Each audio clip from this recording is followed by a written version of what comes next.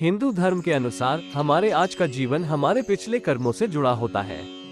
कहते हैं अच्छे कर्म और अच्छे काम से ही हमें अच्छा भविष्य और अच्छा जीवन मिल सकता है। कुछ लोग कर्मा को पुनर्जन्म से भी जोड़ते हैं। हमारे आज का नाता हमारे पिछले जन्म के कर्मों से जुड़ा हुआ होता है। इसी तरह पौराणिक महाग्रंथ महाभारत के कुछ किरदारों के साथ जो कुछ भी घटित हुआ वो उनके पिछले जन्म के कर्मों की वजह से ही सभी को इतना कुछ झेलना पड़ा था। भगवान श्री कृष्ण ने भी गीता में कहा है कि हे पार्थ, आत्मा अमर है, यह एक शरीर को छोड़कर दूसरे शरीर में चली जाती है। जैसे हम एक वस्त्र को बदलकर दूसरा वस्त्र धारण कर लेते हैं, वैसे ही आत्मा भी दूसरे शरीर में चली जाती है। ऐसे कई उदाहरण महाभारत में ही मिलते हैं, जिससे पता चलता है कि महाभारत के महायोद्धाओं का पहले भी जन्म हो चुका था।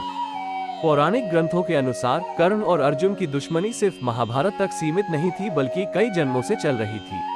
आज हम आपको महाभारत के पात्र कर्ण और अर्जुन के पूर्व जन्म के संबंध के बारे में बताते हैं।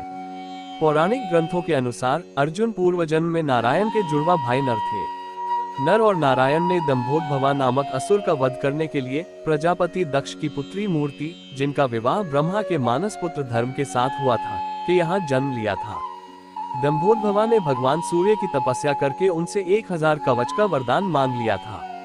इस कवच के साथ एक और वरदान जुड़ा था कि हर कवच को तोड़ने के लिए 1000 साल तपस्या करनी पड़ेगी और कवच के टूटते ही वो व्यक्ति भी मारा जाएगा जिसने उसे तोड़ा है। वरदान के कारण वो असुर अपने को अजेय अमर समझकर अत्याचारी हो गया था। जब दंभोदभवा का अत्याचार अपनी चरम सीमा तक पहुंच गया, तब नर और नारायण दंभोदभवा का अंत करने पहुंच गए।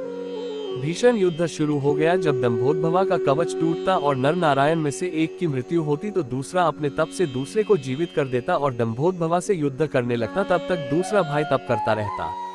इस तरह नर नारायण के तालमेल से दंभोदभवा असुर के 999 कवच तोड़ दिए और जब एक कवच बच गया तो असुर सूर्य लोक में जाकर छुप गया। महाभारत की कथा में एक ही व्यक्ति था जिसके बारे में मान्यता थी कि उसने कवच कुंडल के साथ जन्म लिया था। ये कोई और नहीं बल्कि कर्ण ही थे।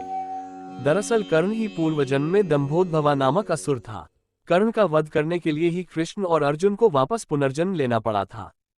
अगर आपको वीडियो अच्छी लगी है तो वीडियो को लाइक, कमेंट, सब्सक्राइब और शेयर करें।